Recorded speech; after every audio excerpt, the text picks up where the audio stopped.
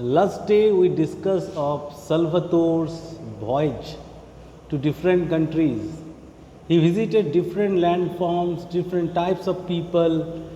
He witnessed the greatest crowd in China, but somewhat he was not happy. He was not happy because he was homesick, and his little heart used to be at that very place where his beloved was, Grand Marina. He was extremely sad being far away from home. Further, he continued writing love letters to his beloved in very poor handwriting, in very cheap grammar, as well as very lengthy. He used to pour out all the content of his heart in those letters. But it is unsure whether those letters did receive the proper respect and value or not. Now, he was sick all of a sudden and he had to leave his service at Navy. Further, he was terminated from his job. It was very ironical. Instead of being sad, he was extremely happy as his sickness, his termination from the service, allowed him to return home. So it's very nice on part of Salvatore to be sick in this very juncture. Thank you. So here we start. When he got into the rowing boat, that made the steamer from Naples and was rowed ashore, he saw his father and mother standing on the jetty and his two brothers. That is, all were waiting for the arrival of Salvatore. Big boys now, those brothers whom he used to take care of, who did not have the strength to climb the hills, now they are big boys, and he wept to them. His eyes searched among the crowd that waited there for the girl, but all did Salvatore wait. Salvatore was waiting only for one person, that was his beloved, for that girl, his love, his heart. He could not see her. He felt very painful, very pathetic in not finding his beloved. There was a great deal of kissing when he jumped up the steps, and they all, emotional creatures, cried a little when they exchanged their greetings. All exchanged greetings with each other.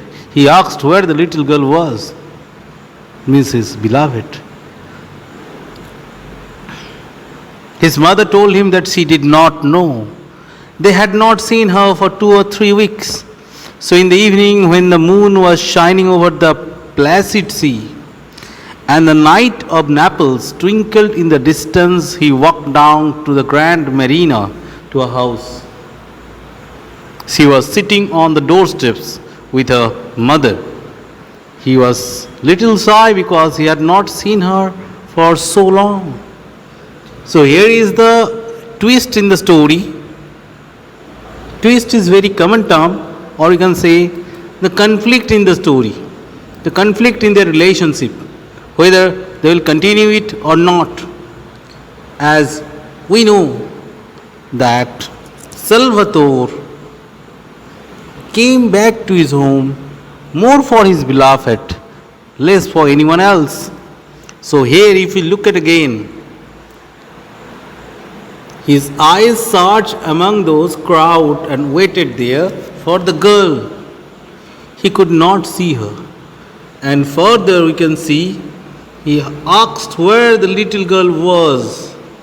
So his eyes wanted to see that beautiful girl whom he loved.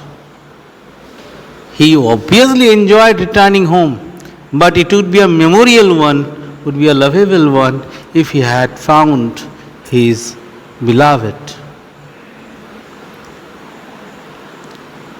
He asked her if she had not received a letter that he had written to her to say that he was coming home.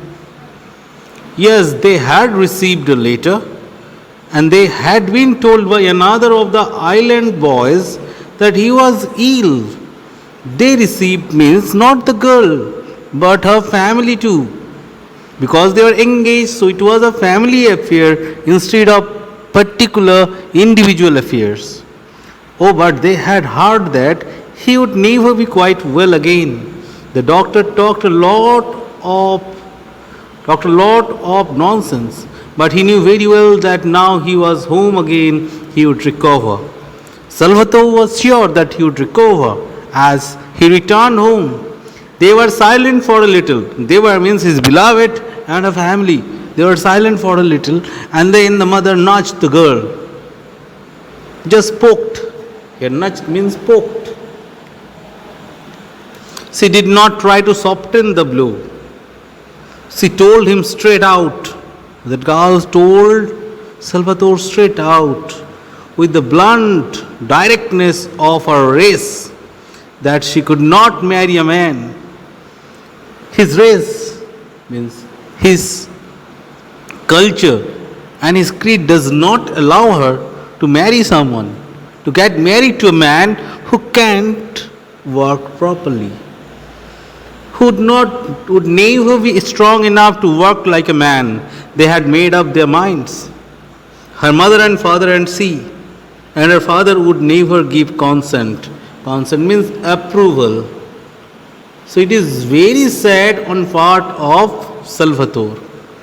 He would hardly think of such kind of situation in his life. He was happy that he returned home. So happy that he forgot that he was immensely sick. But look at the game of fortune. For whom did he return? For whom did he forget the pain and the sickness that he had? That lady, the reason, is betraying him now. So, one theme of betrayal we have got here, and that is a prominent theme in the story. Keep it in mind, betrayal can lead to two ways. The roads led by betrayal are two-folded.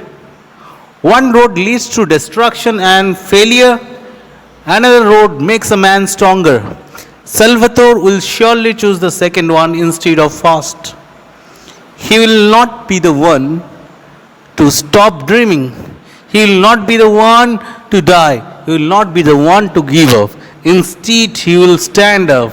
He will rise. Because in the words of D.H. Lawrence, it is not remarkable that you fall, but it is remarkable if you rise again. So Salvatore will rise again. And that the story starts. Story has not started in the first line. Instead, the story will start now. You can see the climax is very quick, has come very quickly in the first page only. But what is more important in the story is the anticlimax. An anticlimax is revival of Salvatore.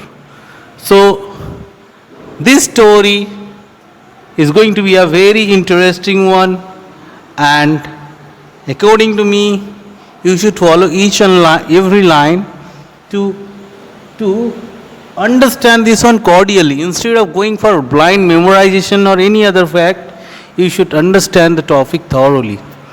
Okay, thank you very much. Go through this part. Finding any doubts, obviously let me know. Thank you.